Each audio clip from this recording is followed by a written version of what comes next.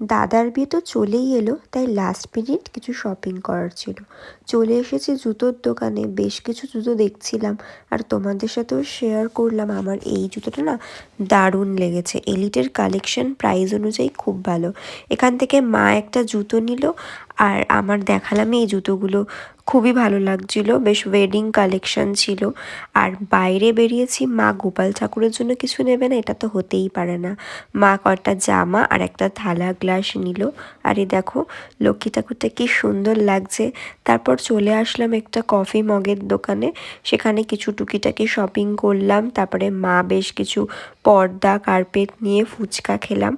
তারপর চলে গেলাম বেডশিটের দোকানে, মা কয়েকটা চাদর নিল আর আমি একটা চুড়িদার আর মা একটা শাড়ি কিনলো। আর ফেরার পথে দেখো 25শে ডিসেম্বরের আগেই কি সুন্দর র্যালি দেখে নিলাম। তারপর চলে গেলাম পার্লারে। তো এভাবেই দিনটা কাটলো।